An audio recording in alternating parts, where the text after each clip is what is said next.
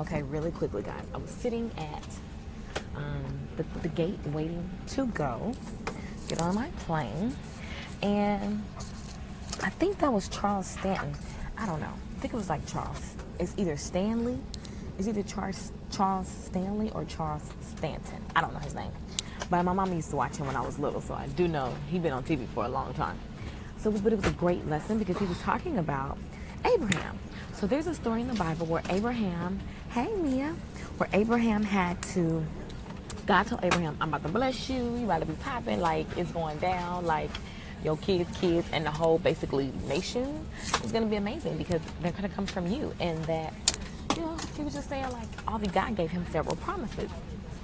Toya, God gave him several promises. So, as he gave the promises, then he told Moses to go to Canaan. So, the certain land. So, Moses heads to this certain land. Moses gets there, he like, it ain't no food up in here. So, like, when he first got the promises from God, Moses was like, he had faith because God had given the promises. So, he had faith, like, this is amazing. I'm going to be amazing. I'm so excited. I'm fired up. How many times have we gotten a promise and then we get fired up? So then here's what happened. He got to the land that God told him to go to after God had told him that he was going to bless him like, Poppy, I'm about to make you pop off, Moses. And then Moses was like, hey. So then Moses gets to the land. Now, y'all know he didn't tell the story like this, but this is my version. So Moses gets to the land that God told him to go to. It is empty and it's no food. So Moses had faith up until he saw his circumstances. He looked around and he's like, there's no food. I got my wife with me and ain't no food in here. So it's so funny because so many of the members in my classes and me myself, like not even just on my people that I deal with in business, but just me myself, we have faith and we be so hyped up about something. And as soon as we worry of how am I going to eat? How am I going to do this? Then we start changing our faith conversation into a fearful conversation. And so then what happens is, hey auntie, oh, it's Charles Stanley. See? I know. So then after all that faith and hype up talk, we begin to look at our circumstances and adjust based on what we see. But we all know, hopefully if you don't know, now you know, that faith is not based on what you see. And so every day, guys, we have to be looking at, am I living based on what I see? Am I not pushing myself because I'm just looking at, well, I only got $2 in the bank, so I'm not going to make this move. You know what I'm saying? Like, faith is true faith is when you are making moves based on God's promises. And so this was a wonderful lesson. I'm in the airport like I was so crunk watching TV because I was like, this is the perfect example. So Moses gets to the land. So if you guys are just joining, God promised Moses all this stuff, right? And his promises are just that. It's like period at the end of the sentence just is. So the promises are just the promises, right? And he's promised us the same thing. God doesn't lie. And it's unconditional. So no matter how whack we think we are or sinful or whatever we are, no matter what we think, God's promises are unconditional. So same thing with Moses. Moses gets to this land that God told him to go to and is empty. So then Moses becomes human again, right? He starts looking at his circumstances. He was like, well, we about to go to Egypt. Now, God didn't tell you to go to Egypt. God told you to go to Canaan. Now, I know when you get to the land, it may not be no food. But just chill, bro. Because I got you. Because my promise said that your people, everybody gonna be popping because you're blessed. Moses, instead of just getting on his knees at that moment and praying like he did when he first heard God promises, Moses became like us. We look at what we got in the bank. We look at what, somebody said about us. We listen to people who said we weren't gonna never be nothing, and then we say, you know what? I probably need to adjust based on what they said or based on what I see. So then here's what happened. Moses gets over to Egypt.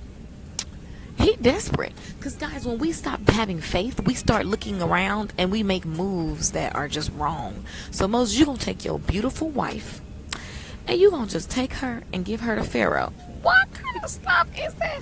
So he takes his wife and he gives her to Pharaoh. So you just like pimped your wife for some food, basically. Because Moses told her, you're beautiful. When we get to Egypt, look, they're going to think you my, if they think you my wife, they're going to kill me and keep you. So let me tell them that you my sister so we can get this food so we don't starve. He done came up with a whole plan. How many of us, I know I have, we are very good at reasoning.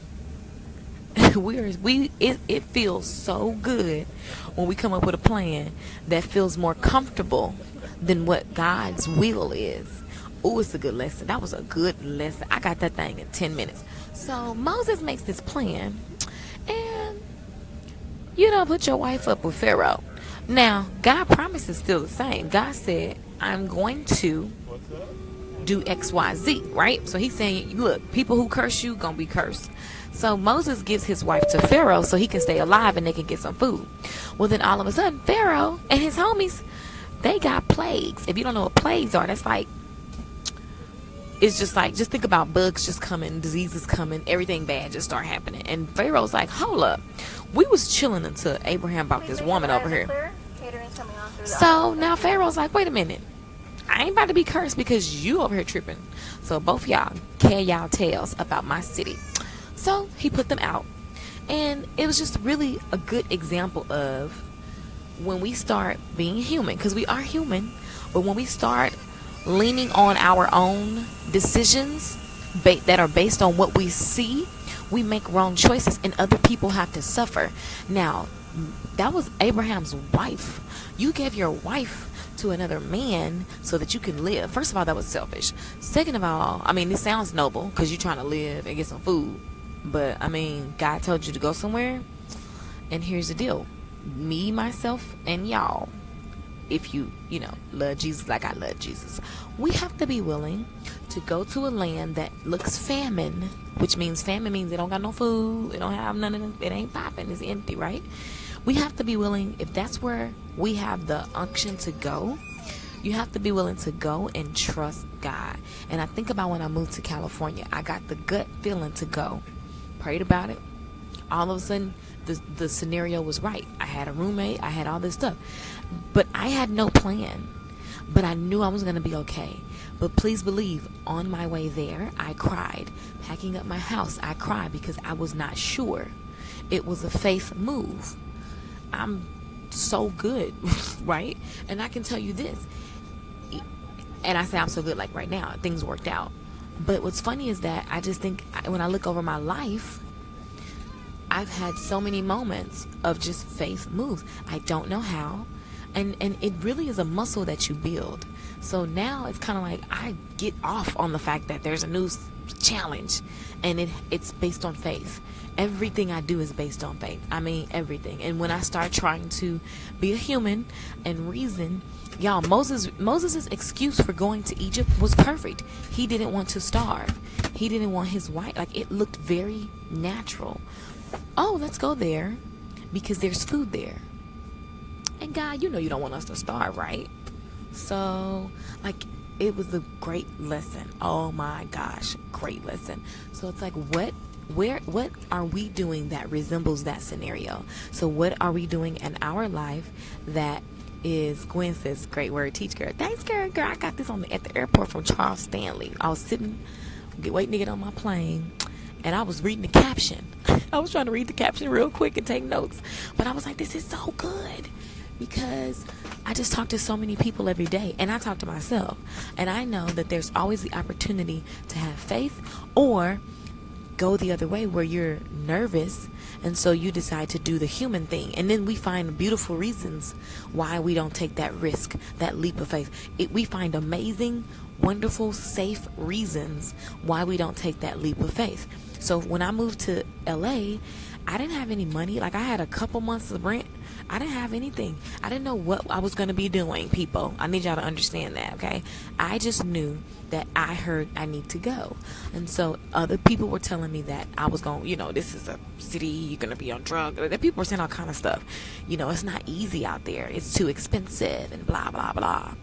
And it's like, those are their fears. They're finding reasons, normal, logical reasons for me not to pick up my wonderful life in Dallas and move to a place and start all over.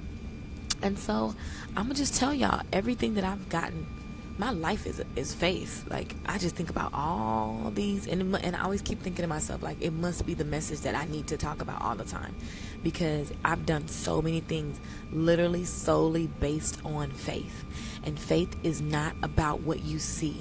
I looked at my bank account and I didn't know what was going to happen, right? And then what was funny was my salon took up some money for me and blah blah blah, because I squandered my money. Okay, I made a lot of money and squandered it. Let's be clear.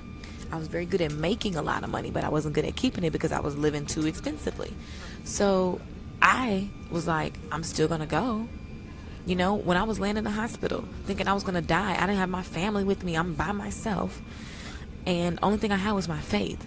And so while everything around me is saying that you could die, while I'm going into shock, the thing that was in my mind, as I could barely speak this is a true story, barely speak at the hospital, I'm literally here sitting here going, I'm dying. This is crazy.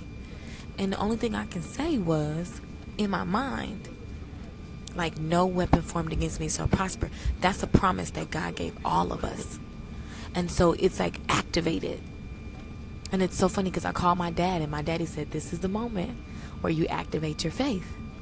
And I'm laying on the hospital bed, literally going to shock, about to die. I'm going to tell this story forever, because that was the realest moment, when you feel your life leaving your body and you're talking to your parent and they're literally like, this could be it.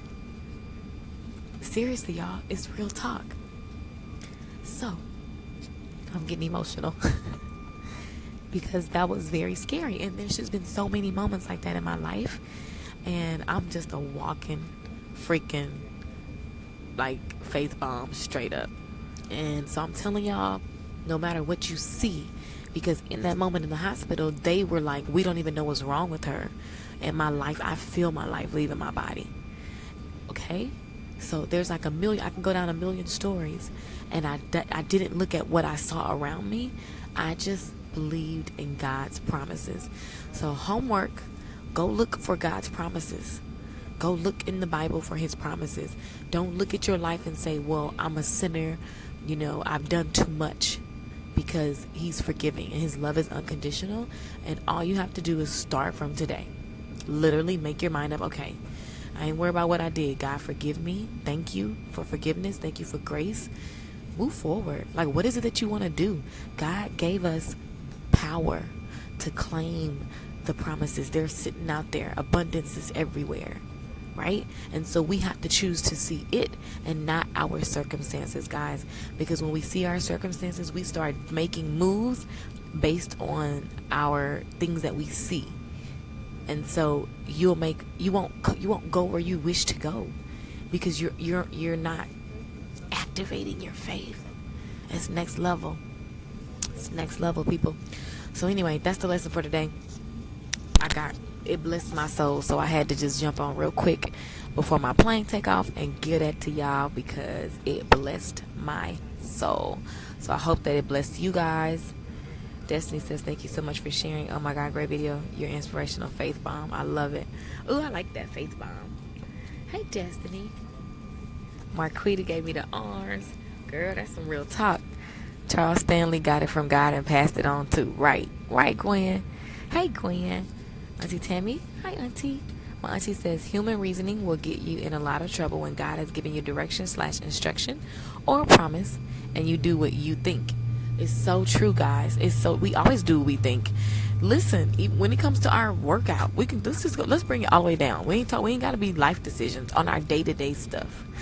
You know, maybe taking an offer at a job, or maybe you're going to move to another city, or, you know, it could be something simple. Like maybe you want to give up meat or something. I don't know. Maybe you hear that, you know, that's your next move. But you start going, oh, what am I going to do? Oh, who's going to help? Oh, how am I going to? Oh, we start getting in our human mind. And then we find sexy excuses. Like so many times people say, oh, Keisha, that's not, you know, you can do that, but I can't. Like we find all these reasons. Well, because you look like this and you can do that. Or, you know, you were able to do that. Like, it's all these reasons. And we got to remember who we serve. Our God is awesome. Our God is mighty in power. He didn't ask you to lean on you. He asked you to lean on him. So we've got to make it a habit. We've got to build the muscle we've got to build the muscle of casting our cares, our worries, our biggest fears. I don't think I'm going to be able to do it. I don't think I'm good enough. I don't think that they're going to like me. I don't think that, I'm skinny enough. I don't think I'm, light skinned enough, dark skinned enough. I don't think that I'm, I think I'm not young enough. I think I'm too old. We have all these things. And those are just not our thoughts. Because our thoughts are God thoughts. But life happens, and then fear thoughts take over. Okay? So guys, just go do some research. Like, Google God's promises. Google what he says about you. Look at you giving the passengers a Sunday lesson. Right, auntie? That's my niece. My auntie. So speaking to me right now in so many areas. Girl, I'm speaking to myself. I was in the airport like, oh my Jesus, this is good stuff. So anytime, let me tell you guys something. Anytime you're inspired, I get inspired all the time. And instead of waiting, I want you to catch the energy that I got. I got so inspired, so I want you to hear it now as I'm walking on the plane. I want you to hear it now, because I want you guys to feel and understand what I just got. And that was a big lesson for me, so I thought I would just pass it on. Teresa says, thank you. You're welcome. That was really good. So that was like Genesis chapter 12. That's the story of Abraham. When he went to Canaan, well, he's supposed to go to Canaan, then he went to Egypt because he was hungry, basically. And you done pimped out your wife and brought famine to a whole bunch of people because you didn't listen. So we need to ask ourselves, are we in Egypt trying to get some food instead of being in Canaan and just waiting for God to give us the next move? That's another lesson. God will just give you one step at a time sometimes. You need to see the whole staircase. Just take this next step. He said, go to Canaan. Boom. You get to Canaan. When he got there and saw there was no food, he should have literally just said, Lord, what do I do next? But he said, hey, girl, we about to go to Egypt. You not my wife. You my sister. We about to go get this bread. And it didn't turn out so good for them. So how about we just work with God? The end. Off topic, but hi. Nice change of hairstyle. Thanks. I put me some little hair in. I was up playing around yesterday. Okay, Dallas, here I come. We're having a YouTube class tomorrow. I'm super excited to share. I'm excited for all those who are attending who made their faith moves, because this class was an investment and it's for game-changing, ready, fired-up stylists. So I'm super excited about that. That's where I'm headed. Yeah. So, yeah, I got me on the plane emotional and stuff, talking about Abraham. I love Bible stories. I'm such a nerd. Okay, guys. Peace out. Happy Sunday. Bye.